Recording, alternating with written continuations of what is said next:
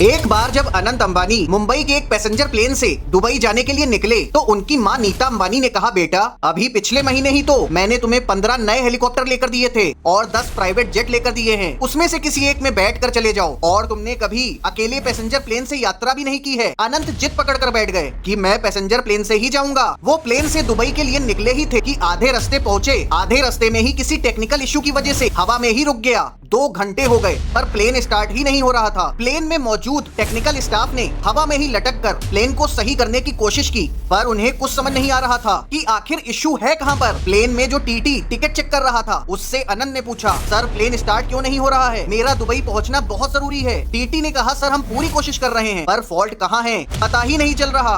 अनंत को उनकी मां की याद आई कि अगर नीता अंबानी की बात मान लेता तो ऐसा तो ना होता। तभी अचानक उनका फोन बजा और उनके पास नीता अंबानी की कॉल आई। उसके बाद जो हुआ और नीता अंबानी ने जो किया वो सुन के आपके होश उड़ जाएंगे। नीता अंबानी ने फोन पे कहा, बेटा तुझे कुछ भी बताने की कोई जरूरत नहीं। मुझे तेरे पापा का फोन आया था। तेरे प्लेन पर उनकी नजर शुरू से ही थी। मुझे पता है तेरा प्लेन खराब होकर हवा में ही रुका हुआ है। अनंत ने कहा, मम्मा आप सही कह रहे थे, मुझे आपकी बात मान लेनी चाहिए थी। नीता अंबानी ने कहा, बेटा मेरे होते हुए तुझे परेशान होने की बिल्कुल जरूरत नहीं। मैंने तेरे प्लेन के पीछे अपने 4 प्राइवेट प्लेन भेज दिए हैं जो 15 मिनट में ही वहाँ पहुँचकर तुझे दुबई ले जाएंगे। अनंत शॉक हो गए और नीता अंबानी के भेजे हुए प्लेन का इंतजार करने लगे। उसी वक्त अनंत के दिमाग में कुछ आया और उसने प्लेन के पायलट को कुछ बताया और देखते ही देखते वो खराब हुआ प्लेन भी स्टार्ट हो गया। दरअसल अनंत ने प्लेन के पायलट को बताया, सर हो सकता है प्लेन का टायर पंक्चर हो गया हो या उसमें हवा कम हो। और जब प्लेन के स्टाफ ने टायर चेक किया तो सच में वो पंक्चर था। अनंत ने नीता अंबानी के भेजे हुए प्लेन को वापस कर दिया और वो उसी पैसेंजर प्लेन से दुबई के लिए निकल गए।